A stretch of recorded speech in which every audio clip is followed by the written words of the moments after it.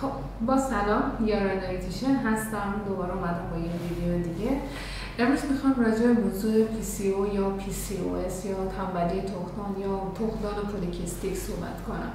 یکی از در واقع بهتون بگم فراگیرترین آرزه ها که خانم های عزیزمون دوچارش هستن. معمولا تو ویزیت هایی که داریم از هر 4-5 نفر یک نفر از اونها مبتلا بهش هستن. علت اینکه مبتلا بهش هستن، راه های کنترلش، در واقع اینکه درمان قطعی داره یا نه، چه چیزهایی به در واقع بیشتر شدن علائمش بستگی داره، چه داروهایی میتونیم مصرف کنیم و داروها چقدر کمک کننده هستن، فعالیت بدنی ضروری برای PCO و همچنین از مواردی که میشه راجع به این موضوع حرف زد و در واقع به صورت غیر دارویی ولی کنترل کنندش هست رو تا آخر ویدیو با ما همراه باشید و بشنوید و بدونید. خب من امروز وقت دارم بین مراجعه کننده‌ام این ویدیو رو برای در کانال یوتیوب ضبط کنم. PCO تنبلی تخمدان در واقع واژه درستیه که بهش بگیم تنبلی تخمدان یا تخمدان پولیکیستیک، به خاطر اینکه فولکول هایی که قرار آزاد بشن و به در واقع پریودی ماهیانه شکل بگیرن، تخمک هایی که باردار نشدن و قرار به روش کامل شدن، تکمیل شدن و کیسه زرد و فولیکولی که دفن میشن به شکل تخمدان پولیکیستیک در میاد. به خاطر یک در واقع به تعریفی کمبود هورمون هایی هستش که رشد این تخمک ها به صورت کامل شکل نمیگیره و به صورت کیست درون در واقع صندوقچه تخمدان باقی میمونن و دفن نمیشن و در عین حال دفن نشدن این تخمک هایی که طبق تعریف سیستم تولید مثلی زن باید دفع بشن باعث آرزه هایی میشه، یعنی تخمدان رو بیش از پیش در واقع تنبل میکنه. خیلی از عوامل رو ایجادش بستگی داره. علتهایی که بهتون عرض کنم، کمبود هورمون‌های زنانه باعث ایجادش میشه، اما علتهایی که کمبود هورمون‌های زنانه رو میاره خیلی فراوانه. مثلا اضافه وزن. چطوری میتونه اضافه وزن و چاقی مانع رشد تخمک ها و همچنین کارهای درست تخمدان و کمبود هورمون های جنسی؟ به خاطر اینکه هورمون های جنسی زنانه از جنس کلسترول و چربی هستن. افزایش درصد چربی تو بدن و افزایش چربی خون به مراتب بعد از اون باعث در واقع کمتر شدن کل ذخایر چربی و یه جورایی فراورده های از جنس چربی تو بدن میشه. در واقع بدن چربی مازاد رو به عنوان تکمیل بودن همه انواع چربی شناسایی میکنه و همچنین عدم شناسایی هورمون ها از طریق گیرنده به واسطه بیشتر بودن چربی تو بدن میتونه یک بازخورد منفی باشه از زیاد بودن این هورمون در طول خون و نرسیدنشون به گیرنده و باعث میشه هورمون ها از سمت تولید کننده این هورمون کمتر تولید بشن ولی عمل اساسیشون رو هم رو بدن نذارن و این چنین میشه که خب تنبلی تخمدان ایجاد میشه. خب چاقی به این دلیل هستش. مصرف سیگار، الکل، کلا سمی شدن بدن به دلایل مختلف، هر نوع سموم که وارد بدن میشه میتونه تاثیرگذار باشه. یه سری داروها میتونن تاثیرگذار باشن، یه سری مشکلات ژنتیکی میتونه تاثیرگذار باشه و وقتی بدن وارد فاز تنش میشه همه یه سیستم‌های بدن مختل میشه. حالا دیگه تخمدان هم مستثنا نیست ازش و اینا میتونه تاثیرگذار باشه. کم شدن فعالیت بدنی و یه جورایی کمبود کارکرد از عضلات شما باعث در واقع تحلیل عضلات و آزاد شدن هورمون‌های تستوسترون که توی عضلات هستن وارد خون میشه و در نتیجه این هورمون‌های تستوسترون که درصدشون توی خون زیاد میشه به عنوان یک هورمون بازدارنده در واقع تخمدان شناسایی میشن و عمل عکس رو انجام میدن به خاطر اینکه هورمون‌های مردانه هستن. این چنین موارد از در واقع اثر کم تحرکی باعثش میشن.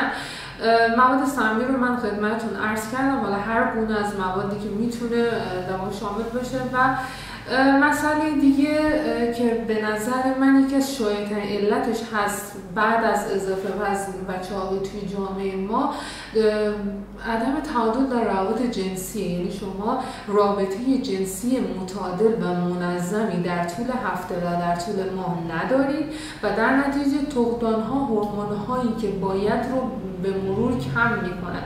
انگار که تعریفش شکلی میشه شما رابطه جنسی رو به تعریف بدن برای تولید مثل انجام ده. حالا ممکنه همش به تولید مثل نکشه، ولی همین که سیستم تولید مثل فعالیت کنه در واقع بدن نشون میده که خب این هوشمندسازی شده، این بدن به این هورمون‌های زنانه نیاز داره برای تولید مثل و ما تولیدش رو بیشتر میکنیم.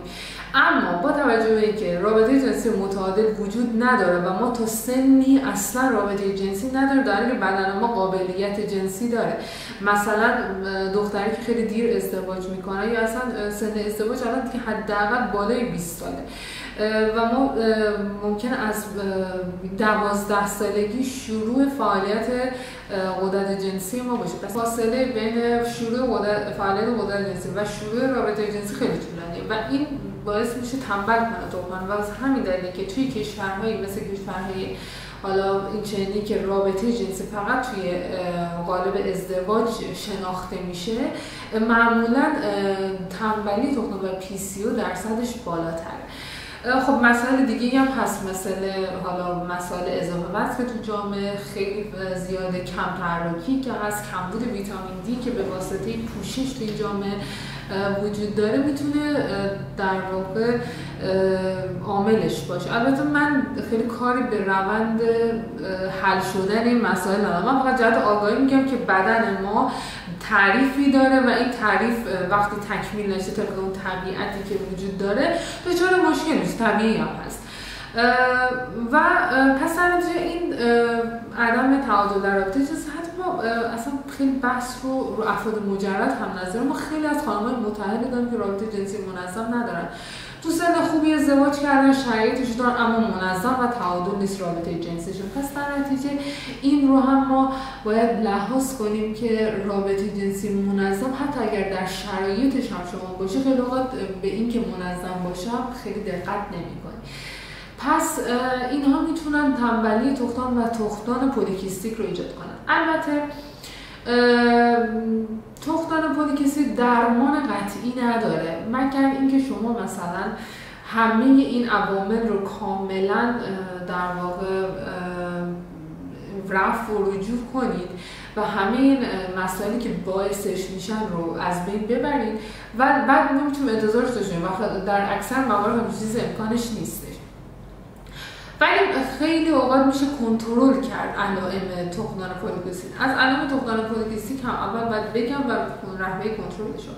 هیرسوتیسم یا افزایش مو در نواحی مثل زیر چونه، بین سینه، بین رانها، حتی زبر بودن مو در قسمت‌های بناگوش میتونه در واقع نشونه هاش باشه. افزایش جوش های ریز به خصوص در قسمت چونه که میتونه از عواملش باشه.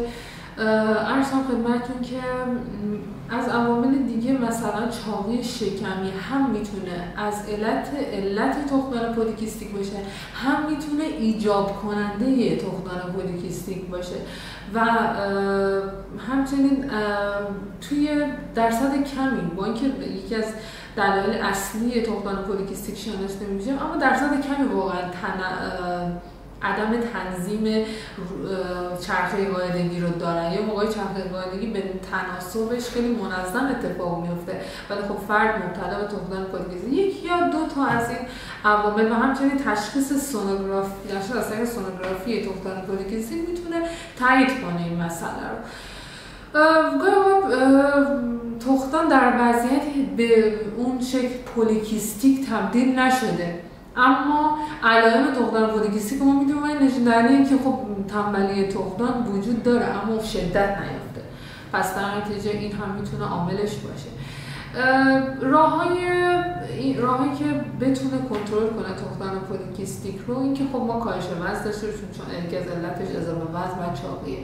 کاهش وزن اصولی که بتونه درصد چربی بدن رو به مراتب کم کنه، یعنی ما شروع نکنیم به رژیم‌های کتوژنیک و فست و خیلی از موارد دیگه که اصلا درصد چربی واقعی از بدن کم نمی‌کنن. اگر که فرد مبتلا به کبد چرب، خب تخلیه کبدی داشته باشه چون چربی که تو کبد ممکنه وارد خون بشه و این افزایش چربی خون میتونه مؤثر باشه به تخمدان پولیکیستیک. افزایش تحرک، این هم خیلی مسئله مهمیه. افزایش تحرکی که نخواد افزایش رشد عضلانی داشته باشه. ببینید معمولا بعضی از افراد به بهانه تحرک، حالا چیزی که مرسوم شده، بدنسازی انجام میده، اما فردی که تخمدان پولیکیستیک داره نباید بدنسازی انجام بده، به خاطر اینکه در حین اینکه چربی سوزی میکنه و واقعا اتفاق میفته تو بدنش، افزایش رشد عضلانی هم به مراتب داره و افزایش رشد عضلانی درصد تستوسترون رو تو خون و تو عضلات بالا میبره و باز با اینکه ما فعالیت رو به عنوان یک عامل کنترل کننده PCO داریم، ولی از اون بر عامل افزایش تستوسترون که یک عامل بازدارنده PCO هستش، در واقع بازدارنده عملکرد تخمدان هستش رو تو هم داره. پس نوع فعالیت بدنی خیلی مهمه.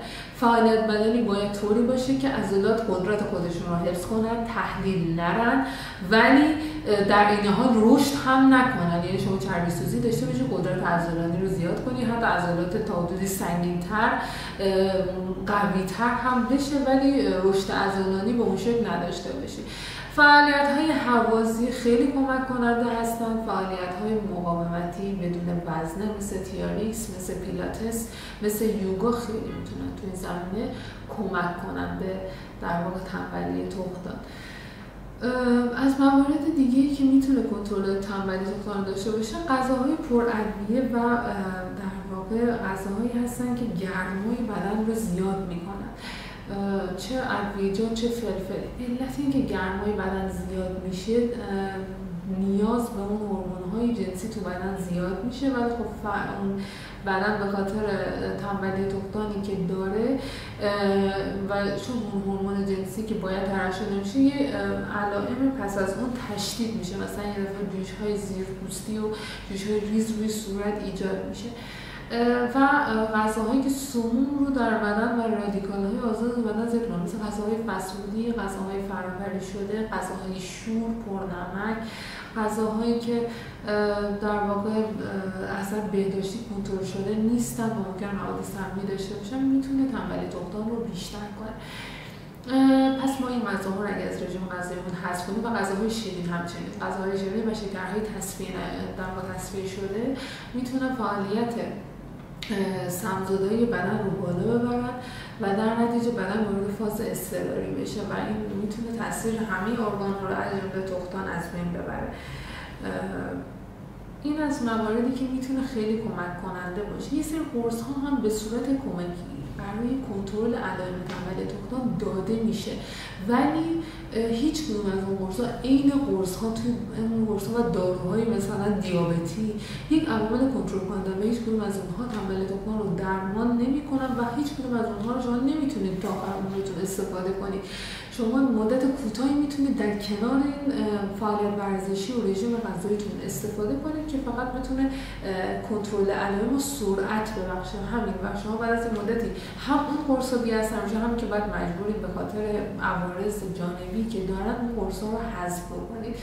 پس در نتیجه خیلی درگیر دارو نباشید. رژیم و ورزش‌های متناسب با فعالیت تخمدان خیلی میتونن کمک کننده باشن. در این حال تعادل و نظم تو روابط جنسی میتونه به شدت فعالیت تخمدان رو بهبود ببخشه. این از توضیحاتی که من برای PCO و PCOS قرار شد بدم و اگر شما متناسب با خودتون مشاوره میخواید میتونید توی کامنت ها بنویسید.